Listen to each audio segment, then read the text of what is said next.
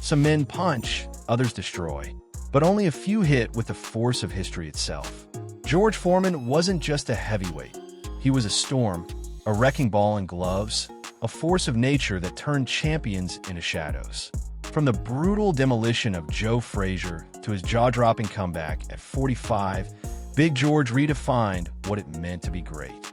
Before we step into the ring with one of boxing's most dominant forces, like this video, subscribe to the channel, and turn on the notification bell, because this is more than just a boxing story. This is the legend of George Foreman. Let's get started. Born in the small town of Marshall, Texas, on January 10, 1949, Foreman's journey would take him from troubled youth to Olympic champion, from heavyweight boxing legend to beloved entrepreneur and minister, creating one of the most remarkable second acts in American sports history. Growing up in Houston's Fifth Ward with 6 siblings, young George faced significant challenges from the start. Though raised by J.D. Foreman, who had married his mother when he was just a small child, his biological father was Leroy Moorehead, a detail that added complexity to his formative years. By his own admission in later autobiographies, his youth was marked by trouble and misdirection. At 15, he dropped out of school and, for a time, survived as a street mugger in Houston's tough neighborhoods. But fate intervened at age 16 when he, watching television one day, saw an advertisement for the Job Corps that would change the trajectory of his life. Convincing his mother to sign him up, he joined the program that helped him earn his GED while learning valuable trades as a carpenter and bricklayer.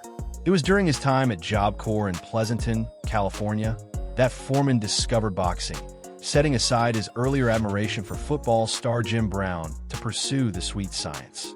His boxing journey began with the glint of Olympic gold. In 1968, the young fighter who had discovered boxing just a year earlier stunned the world in Mexico City. Standing across the ring from him in the Olympic finals was Jonas Čepulis, a seasoned Lithuanian fighting for the Soviet Union. At 29 years old with over 220 amateur fights to his name, Čepulis had a decade more experience than the 19-year-old Foreman. None of that mattered once the bell rang. Foreman's raw power left Čepulis bleeding in the first round, and by the second, the referee had seen enough, stopping the fight to award Foreman the gold medal. In a moment that would become one of the most enduring images of his career, Foreman walked around the ring carrying a small American flag, bowing to the crowd. Years later, even after winning multiple world heavyweight championships, he would maintain that this Olympic triumph remained the achievement he was most proud of in his boxing career. Behind this historic victory lay a remarkably brief but impressive amateur career. Foreman had won his first amateur fight less than 2 years earlier, scoring a first-round knockout in the Parks Diamond Belt tournament. His development was accelerated by sparring sessions with former world heavyweight champion Sonny Liston in July 1968. He later recalled Liston as, "No doubt the scariest human being I've met in the ring, the only man to make me back up consistently." With just 20 amateur bouts under his belt, Foreman headed to the Olympics, carrying a 16-4 record and the guidance of his trainer Robert "Pappy" Gault. Fresh from Olympic glory, he turned professional in 1969, announcing his arrival with a 3-round knockout of Donald Walheim in New York City. What followed was nothing short of a demolition tour. Foreman fought 13 times that first year, winning all bouts and ending 11 by knockout. The pattern continued in 1970 as he claimed 12 more victories, 11 by knockout, while steadily increasing the caliber of his opposition. Among his victims was Gregorio Peralta, the world's 10th-ranked heavyweight, whom he defeated by decision at Madison Square Garden. Though victorious, the fight revealed a potential vulnerability. Foreman struggled somewhat against Peralta's fast counterpunching combined with an assertive boxing style. By 1971, he stood undefeated at 32-0 with 29 knockouts. The boxing world took notice. Both the World Boxing Association and World Boxing Council ranked him as their #1 contender. The stage was set for a climactic showdown with Joe Frazier, the undefeated and undisputed world heavyweight champion who had recently defeated Muhammad Ali in their first meeting. Despite Foreman's superior size, reach, and unblemished record, the boxing establishment considered him the underdog. What happened next would shock the world. On January 22, 1973, in Kingston, Jamaica, in an event dubbed the Sunshine Showdown, Foreman unleashed one of the most devastating performances in heavyweight championship history. ABC broadcaster Howard Cosell's call became instantly iconic as he shouted, "Down goes Frazier! Down goes Frazier! Down goes Frazier!" Foreman sent the previously undefeated Frazier to the canvas 6 times within 2 rounds. Though Frazier courageously rose after each knockdown, referee Arthur Mercant eventually called a halt to the one-sided destruction. At 24 years old, he was the heavyweight champion of the world. As champion, Foreman developed a reputation as aloof and antisocial, rarely engaging with the press and often responding to questions with little more than a sneer. He later admitted he was deliberately emulating former champion Sonny Liston's intimidating persona. Inside the ring, however, Foreman let his fists do all the talking needed. His first title defense in Tokyo against Puerto Rican heavyweight champion Jose Roman lasted just 2 minutes, one of the fastest knockouts in heavyweight championship history. His second defense against Ken Norton, who had broken Ali's jaw in their first encounter, ended in a second-round stoppage. The boxing world dubbed this overwhelming performance the Caracas Caper, and Foreman's record now stood at a perfect 40-0 with 37 knockouts.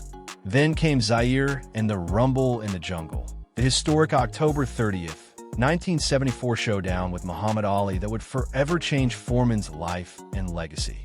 When they met in the ring, Foreman entered as the heavy favorite, having obliterated the same men, Frazier and Norton, who had given Ali such difficult fights. But Ali employed what would later become known as the rope-a-dope strategy, shielding his head while absorbing vicious body blows and peppering Foreman's face with counterpunches. As the rounds progressed, Foreman's punches, which had dispatched so many opponents within minutes, gradually lost their steam against Ali's defensive shell. By mid-bout, an increasingly confident Ali began taunting the exhausted champion relentlessly.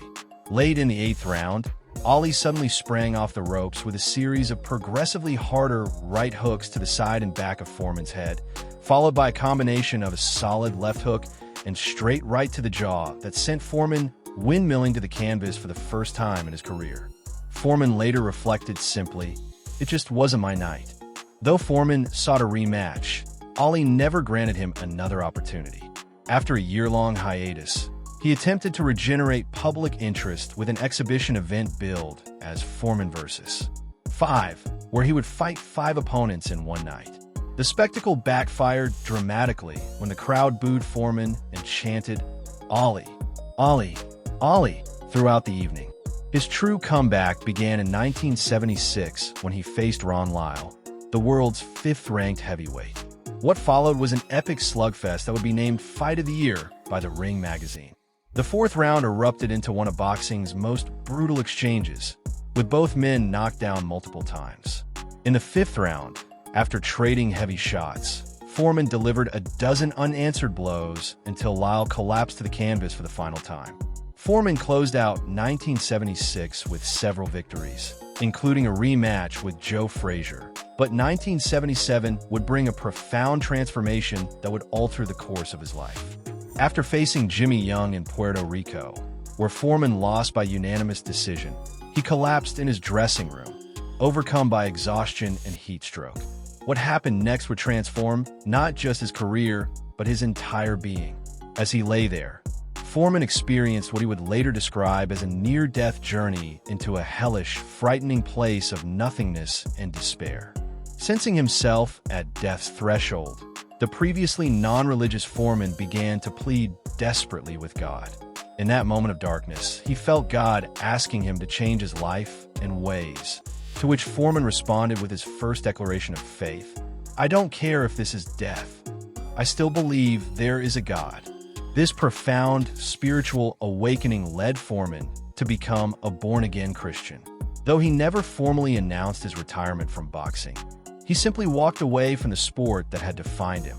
Instead of training in gymnasiums, Foreman took to street corners, preaching the gospel before eventually becoming the ordained minister of the Church of the Lord Jesus Christ in Houston. For the next decade, the man once known for his intimidating scowl and devastating punches devoted himself entirely to his congregation and family, opening a youth center that carried his name. Yet the story of George Foreman was far from over. In 1987, after a full decade away from the ring, he stunned the boxing world by announcing his comeback at the unlikely age of 38. His stated motivation was practical and heartfelt. He needed to raise money for his youth center, which had consumed much of his previous boxing earnings. There was also another ambition lingering in his mind, a dream bout with the ferocious young champion Mike Tyson. Few gave his comeback serious consideration, especially when he weighed a hefty 267 pounds and appeared visibly out of shape for his first fight back. While critics dismissed the comeback as misguided, Foreman countered with a philosophy that would define his second career. He wanted to prove that age was not a barrier to achieving one's goals, that turning 40 was not a death sentence. The Foreman who emerged in this second act was noticeably different from the younger version. He could no longer throw the rapid combinations of his youth, and his balance sometimes betrayed him after launching big punches. Yet he remained capable of delivering devastating single blows, and remarkably, the late-round fatigue that had plagued him as a young fighter had improved. Now, Foreman could comfortably compete for a full 12 rounds, attributing this stamina to a more relaxed fighting style, unburdened by the nervous tension that had consumed him in his first career. As his comeback gained momentum, Foreman underwent another transformation, this time in the public eye. The once aloof, intimidating figure who had scowled at reporters was replaced by a cheerful, affable personality who engaged in good-natured self-deprecation on The Tonight Show. He even mended fences with Muhammad Ali, forging a genuine friendship with the man who had dealt him his first professional defeat. Following Ali's blueprint, Foreman extended his celebrity beyond boxing, most notably through his endorsement of the immensely successful George Foreman Grill. In 1991, he received an opportunity to challenge undisputed heavyweight champion Evander Holyfield for the world title. Few boxing experts gave the 42-year-old challenger any chance against the prime champion. Though he failed to knock down the tough, agile champion and lost clearly on points, Foreman shocked observers by lasting the full 12 rounds in a remarkably competitive fight. 2 years later, Foreman received another title shot, this time for the vacant WBO championship against young power puncher Tommy Morrison, who outboxed Foreman from long range to win a clear unanimous decision. Then, in 1994, destiny called again, when Michael Moore defeated Holyfield for the IBF and WBA titles. Foreman saw another opportunity. On November 5th in Las Vegas, symbolically wearing the same red trunks he had worn against Ali 20 years earlier, he entered the ring as a substantial underdog against a champion 19 years his junior. For 9 rounds, Moore easily outboxed the plodding challenger, and Foreman trailed significantly on all scorecards entering the 10th round. But then, in an instant that would become boxing legend, Foreman caught Moore with a short right hand on the chin. The champion collapsed to the canvas and lay flat as the referee counted him out. In that moment, Foreman had accomplished the impossible, regaining the title he had lost to Muhammad Ali 2 decades before. As the arena erupted in cheers, the new champion knelt in his corner in prayer. This historic victory broke 3 records. At 45, Foreman became the oldest fighter ever to win a world championship. The 20-year interval between his championship reigns was the longest in boxing history, and the 19-year age gap between champion and challenger was the largest ever in a heavyweight title fight. His second championship reign was brief and marked by controversy with boxing authorities. After being stripped of his WBA belt for refusing to fight their mandatory challenger, he defended his remaining IBF title against German underdog Axel Schultz, winning a controversial majority decision. When the IBF ordered an immediate rematch to be held in Germany, he rejected the terms and was stripped of his last official title, though he remained recognized as the lineal heavyweight champion. Foreman fought on until 1997, when at age 48, after a controversial loss to Shannon Briggs that many observers thought Foreman had won, he had his last professional bout. Though he occasionally teased additional comebacks, including one at age 55 to prove that, like 40, it was not a death sentence.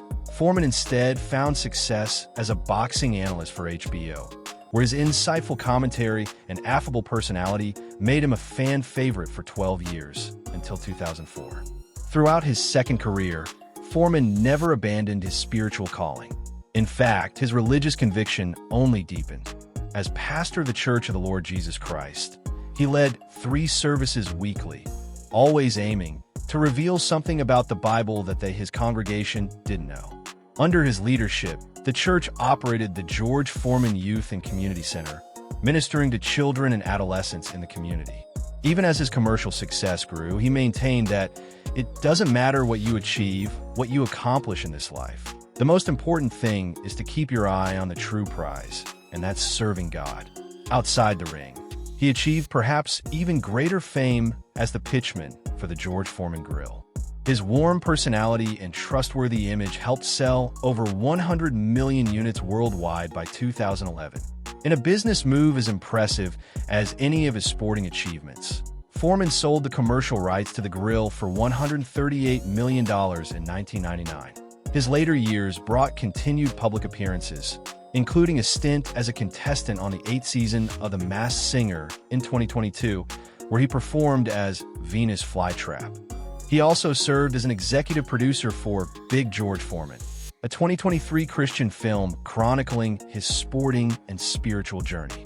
In his personal life, Foreman was married to Mary Joan Martelli from 1985 until his death, having had 4 previous marriages. His family was famously large, 12 children in all, including 5 sons all named George Edward Foreman, about which he explained, "I named all my sons George Edward Foreman so they would always have something in common. I say to them, if one of us goes up, then we all go up together, and if one goes down, we all go down together." Foreman's boxing legacy was secured with induction into both the World Boxing Hall of Fame and the International Boxing Hall of Fame. The International Boxing Research Organization rates him as the 8th greatest heavyweight of all time, while the Ring magazine ranked him among the 25 greatest fighters of the past 80 years and the 9th greatest puncher ever. On March 21st, 2025, at the age of 76, George Foreman passed away in Houston, leaving behind a legacy that transcended sports. A journey from troubled youth to champion, from spiritual rebirth to comeback king, from feared fighter to beloved American icon. The American Legion had recognized his patriotism and community service with its James V Day Good Guy Award in 2013, a fitting tribute to a man whose transformation touched millions and whose indomitable spirit proved that second acts in American lives can indeed be the most remarkable. George Foreman's life story, from his humble beginnings to Olympic glory, from heavyweight champion to minister, and from improbable comeback king to successful entrepreneur, stands as one of the most remarkable transformations in American sports and cultural history, a testament to reinvention and perseverance that continues to inspire long after his final bell. Before you go, don't miss out on exclusive perks. Click the link in the description to become a channel member and enjoy awesome benefits, like suggesting future video topics, getting early access to new content 48 hours before anyone else, and much more. Your support means the world and helps us keep bringing you the stories you love. If you enjoyed this video, hit that like button, drop a comment, and subscribe for more amazing content. And while you're here, why not check out our deep dive into Gervonta Davis's video? Trust me, you won't want to miss it. Thanks for watching, and we'll see you in the next one.